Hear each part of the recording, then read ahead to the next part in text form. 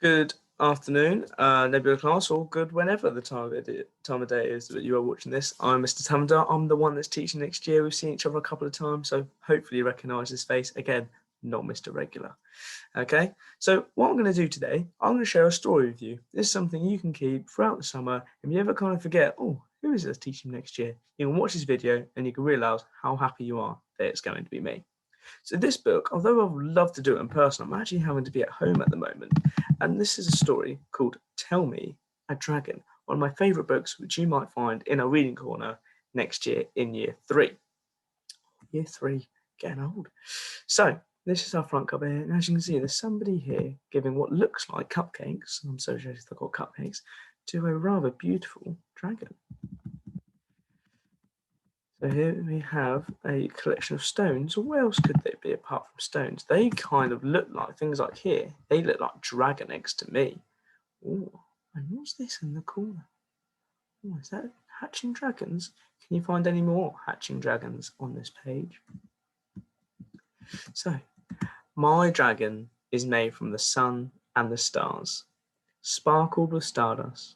All night he follows the silver moon path across the sky. Look at that. There's a crescent moon, you might say. My dragon eats sweets, perfumed flowers, and when he laughs, petals ride on her breath. So you see here what looks like a knight, what could be with a crown a bit of a princess. Oh, who can tell me what this creature is in the background? If you want to tell me in September, that'd be fantastic. You could own yourself a dojo. Depends if I'm in a good mood. My dragon is snaggle-toothed and fierce and brave. So where the other one's more pestly, more flowery, ready for a princess, this one looks ready for a battle. Look at those teeth there, very sharp. You will be the end of that dragon. You see a moon in the background there, very low. Of course, if you want to have a look closer detail at any of these pictures, feel free to pause and that'll make me be quiet so you can have a closer look and concentrate more. What a beautifully long tail it's got there. It looks fierce and brave. My dragon is as big as a village, so it must be humongous. This reminds me of the dragon on the first page. Jade-winged, which is like a type of purple, and amber-eyed. You can see that purple body, orangey, amber-eyed, with a tail as long as the river. Can you see this tail here? All the way along, with a few curls. Absolutely ginormous. And I think we might be studying something about rivers this year at some point. My dragons are tiny, with whisper-thin wings of rainbow hues. So this person's so lucky. They haven't just got one dragon, but they've got lots of little dragons. That raises the question, what would you rather have? Would you rather have one big dragon or loads of little ones? I'd go have lots of little ones to help me with things around the house, most definitely. And plus the big one, where's it going to sleep at night? I can't keep it in my garden. My dragon is a sky dragon. Together we ride the secret music of the wind. Ooh, beautiful. So you see that's high up in the clouds and look a bit more fierce, this one, a bit more serious. Look at that long cape as well. Beautiful. My dragon is a sea dragon, so completely opposite to the last one. All day he plays racing dolphins in the waves. So this one, oh, it looks like a bit of a mermaid or a merman here. And they are underground. What do you notice about all these dragons? Are all the dragons the same? I don't think so. They all look very different to me. And it's great to be different. Everybody's different. Look at that riding along the dolphins. My dragon is a fire dragon. His heart is always warm. Oh, look. So you hear fire, you hear danger, but what they're saying is his heart's always warm, so maybe he always cares about you. And you know what, this dragon kind of looks like my top, doesn't it? Look at that. Maybe this is my dragon. But look, it's coming out of a pot. So if it's a fire dragon, is it actually made up of fire, or does it breathe fire? Who knows? My dragon is an ice dragon. His breath is is snowflakes. Instead of fire, like you would think of, this one's actually snowflakes. Did you know that you will never find two snowflakes that are the same? Every single snowflake is different. So maybe these snowflakes could represent the fact that every dragon is different. But look, a little bit cold, a bit more cringy, a bit more, furry than the other dragons you might see. Unlike the scales you normally associate dragons having. Curled around my ear, my dragon sings sweet songs and tells me strange stories from far away and long ago. So we may not be able to see this one here, but look, whispering in our ear, singing those sweet tunes from long ago. How beautiful is that? Imagine if your headphone was a dragon. That would be rather fun.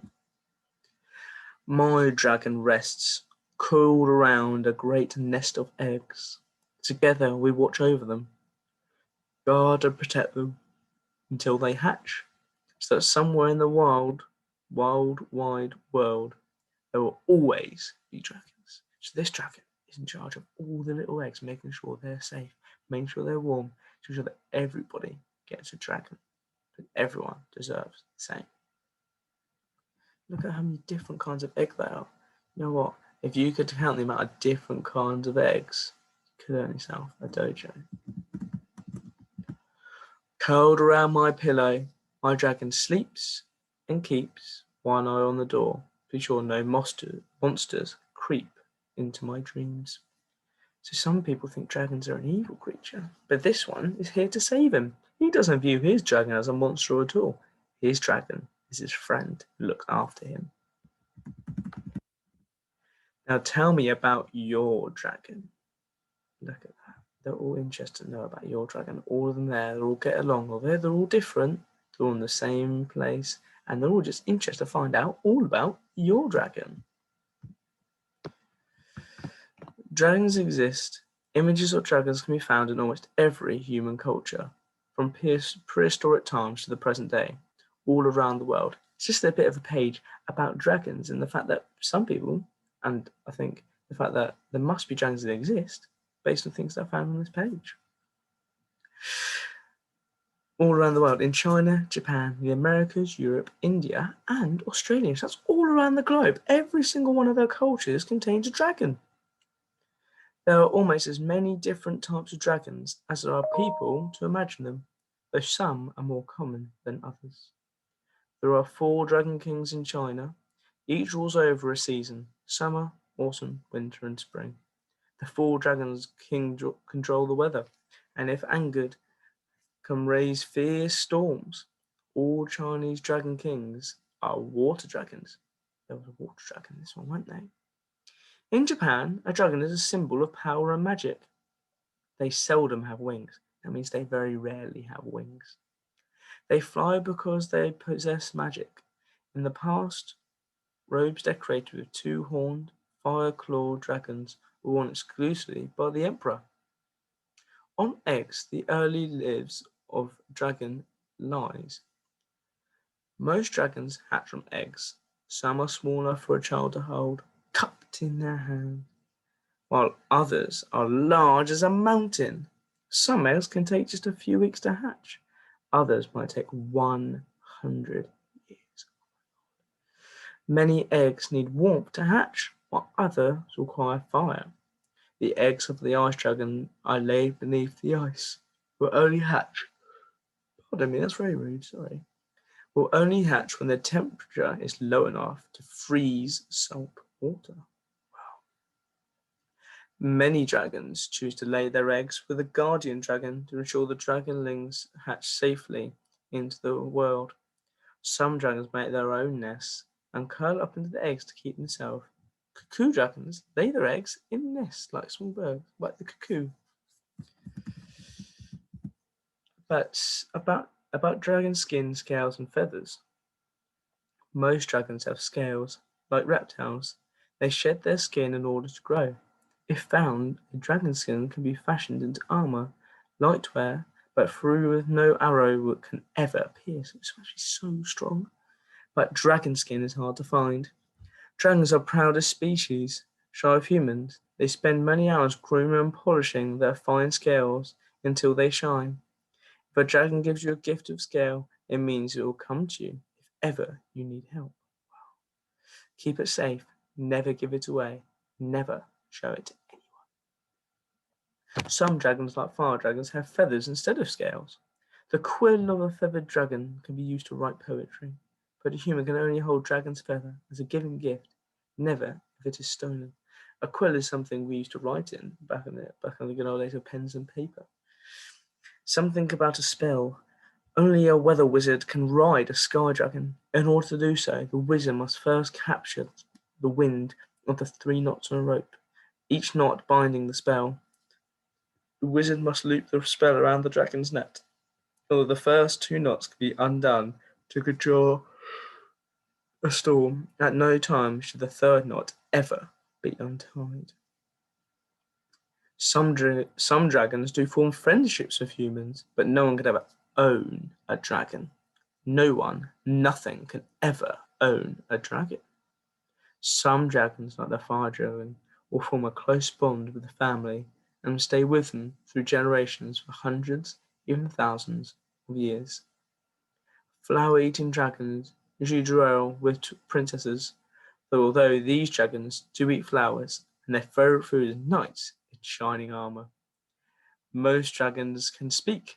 They have a language of their own that only a few dragon lords can still understand, and most speak human languages if they wish to do so. It should be noted that dragons are known to love music. Collective nouns of dragons. Many dragons are solitary creatures but do live together. A group of lions is called a blaze, a flight, a ware, a wing of dragons, or dreaming of dragons. So there's a list of dragons there. So what I want you to do is, if you want to, in September, if you ever have some spare time over the summer, I know you probably have lots and lots of plans, but if you want to try and draw your own dragon, of course, you would never be able to own it. If you want to draw your own dragon, tell me what kind of dragon it is, that'd be fantastic. Make it nice and colourful, lots of detail. If you want to name your dragon as well, that'd be fantastic. And you know what? I actually have a dragon living right here. Give me one moment. So this is my dragon, and she's called Ruby. And although she may look like a small little dog, she's actually a very fierce attack dog. And I speak about her all the time. And trust me, she definitely is not owned by me. She completely runs the house. So this is my dragon, and I cannot wait to see yours. See you in September. People say goodbye. There you go. Off you go then, dragon. Bye everyone, and see you in September.